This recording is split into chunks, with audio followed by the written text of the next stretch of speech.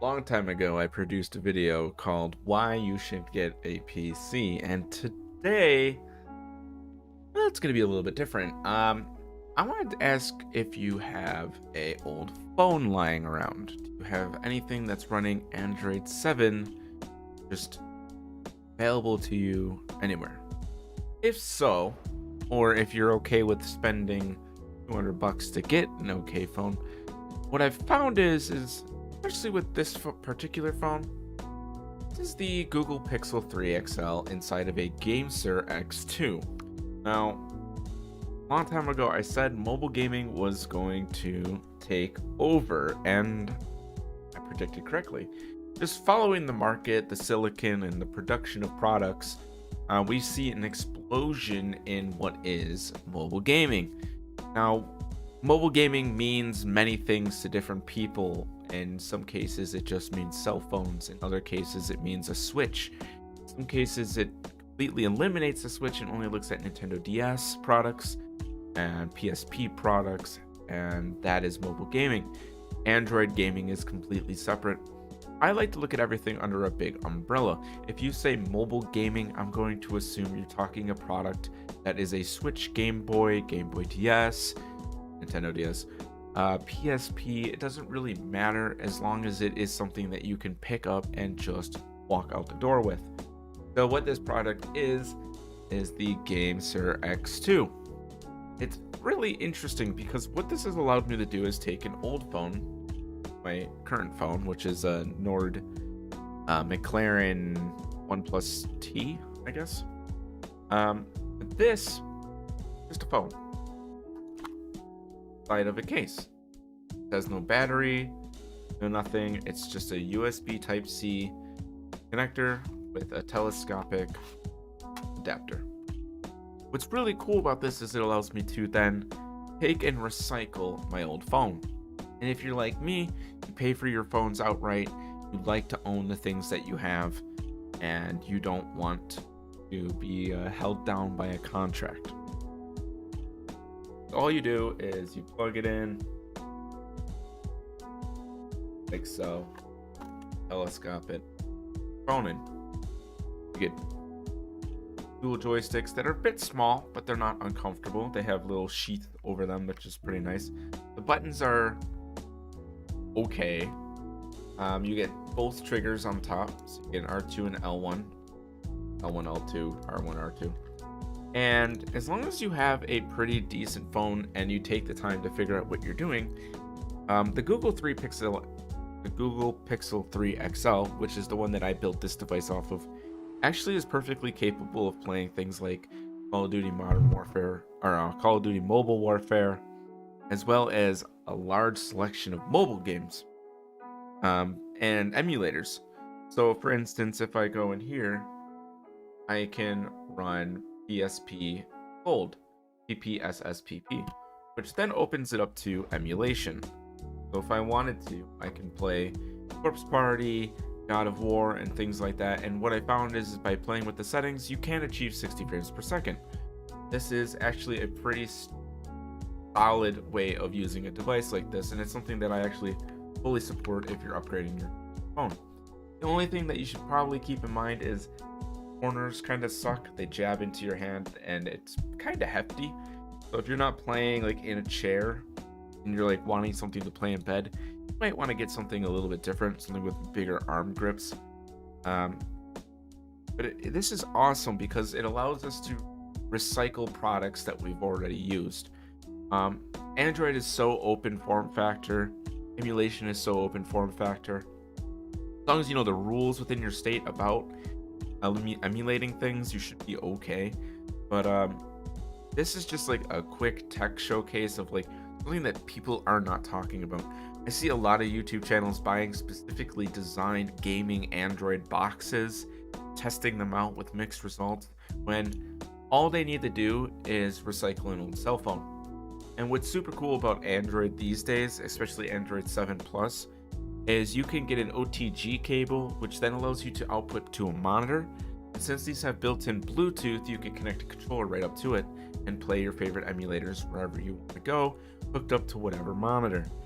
So if you have an old device laying around, this is something I highly recommend you take a look at, and have a TikTok series on it. Go check me out on TikTok. Same name, same everything. You'll know it's me.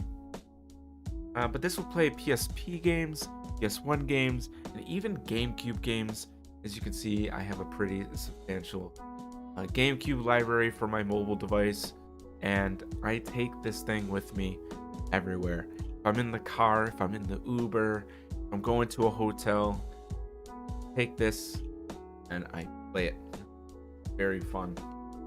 I have it upside down. But yeah, 60 FPS. I was playing Wind Waker on it, no problem. Was playing Metroid Prime on it, no problem. It's good fun, and it just gets better because this controller is mappable. So you want to play Call of Duty Mobile, map it. It's just a good idea for you to recycle your products. Is the point of this video. Injustice, Bot World, Xenoworks, Duel Links, Blades, Pokemon MMO.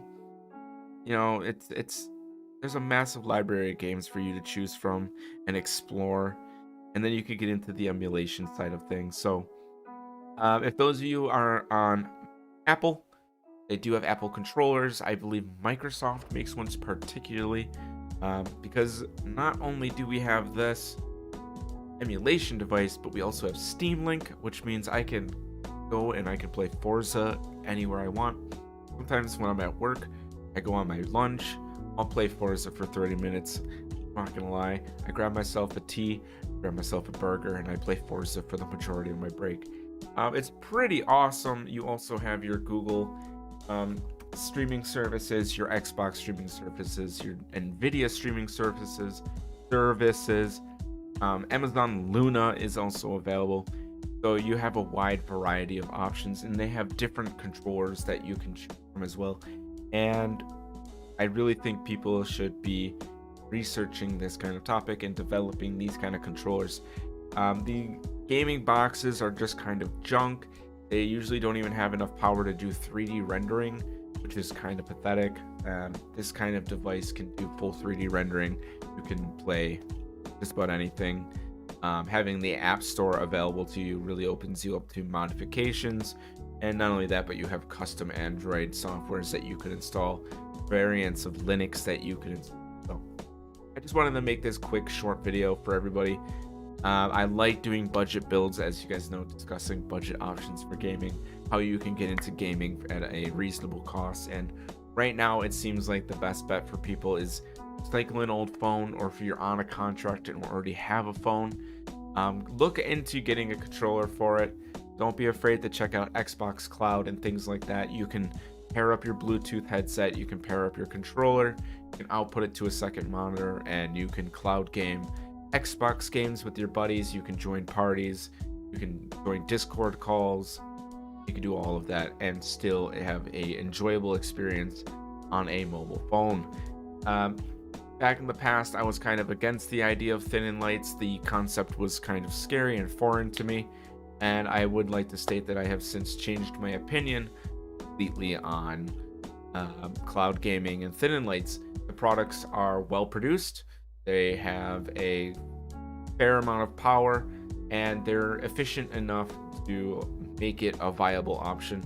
So college students and things of that nature, people who travel quite a bit, business, semi-truck drivers, taxi drivers, police officers, these are people who are not able to just sit down and game constantly.